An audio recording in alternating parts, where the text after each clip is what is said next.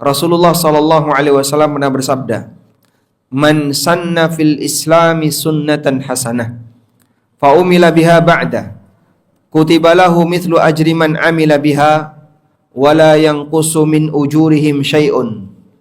Barang siapa yang mengawali sunnah hasanah. Beliau tidak pernah mengatakan kalimat bid'ah hasanah, adanya sunnah hasanah. Siapa yang mengawali sunnah hasanah dalam Islam, fa umila biha ba'da, kemudian dipraktekkan oleh orang setelahnya.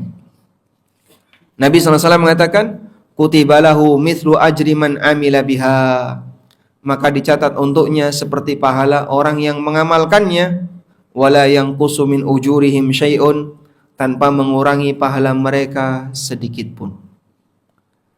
Sehingga kita bisa bayangin orang yang pertama kali mengajarkan kebaikan diikuti oleh banyak orang, maka dia mendapatkan pahala seluruh orang yang mengikutinya.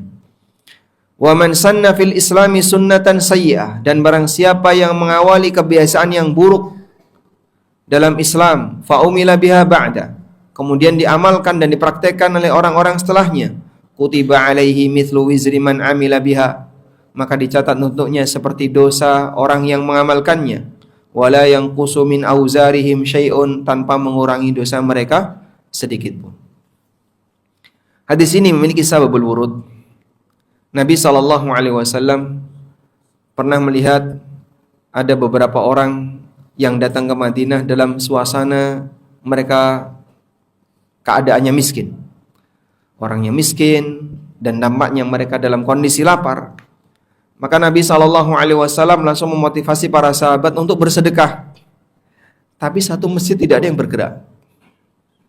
Hingga kemudian ada salah satu sahabat yang dia langsung pulang. Balik-balik dia membawa sedekahnya sampai hampir tidak kuat. Kemudian ditaruh di hadapan Nabi SAW. Begitu orang ini mengawali sedekah tadi, yang lain pada bubar, pulang semuanya ke rumah, kemudian membawa apapun yang bisa disedekahkan. Lalu Nabi SAW mengatakan, man sanna fil Islami sunnatan hasanah, siapa yang mengawali sunnah yang baik dalam Islam. Sehingga makna sunnah yang baik di sini apa? Amal yang diajarkan oleh Rasulullah SAW, namun tidak memasyarakat, ditinggalkan oleh banyak orang. Kemudian gara-gara satu atau dua orang yang dia mengawali praktek itu, memperkenalkan kepada masyarakat, lalu banyak orang yang mengenalinya dan mempraktekannya. Maka yang mengawali tadi mendapatkan pahala dari amalnya dan semua amal orang yang mengikutinya. Ada banyak sekali sunnah di sekitar kita yang mulai banyak ditinggalkan oleh masyarakat. Dalam kegiatan salat saja ada beberapa praktek sunnah yang mungkin orang tidak kenal. Duduk iq'a itu kan dikenal oleh masyarakat belakangan. Dulu kita tidak kenal dengan istilah duduk iq'a misalnya. Atau misalnya ada orang yang mengajarkan kepada orang lain tentang sholat tahiyatul masjid. Di kampung ini misalnya, semua orang masuk masjid, begitu sudah di dalam langsung duduk.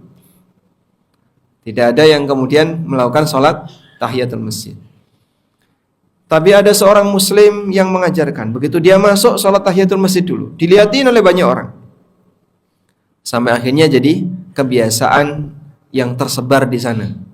Maka yang pertama kali yang mengawali, menginisiasi praktek ini dan diikuti oleh yang lain, dia mendapatkan pahala dari semua orang yang mengikutinya. Dan ini juga disebutkan oleh Nabi SAW dalam hadis riwayat Muslim dari Abu Hurairah radhiyallahu anhu. Nabi SAW bersabda, "Man da'a ila hudan, kana lahu minal ajri mithlu ujuri man tabi'ah." Siapa yang mengajak orang lain menuju hidayah, maka dia mendapatkan pahala seperti pahala semua orang yang mengikutinya, tanpa mengurangi pahala mereka sedikit pun. Wa man da'a ila dhalalatin, dan siapa yang mengajak orang lain ke arah kesesatan, kana alaihi minal ithmi mithlu athami man tabi'ah, dia mendapatkan dosa seperti dosa orang yang mengikutinya.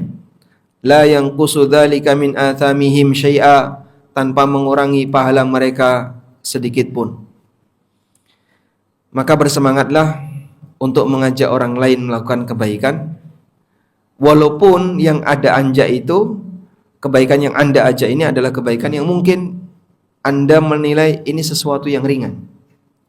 La tahkiranna minal ma'rufi syai'a. Jangan meremehkan kebaikan sedikit pun.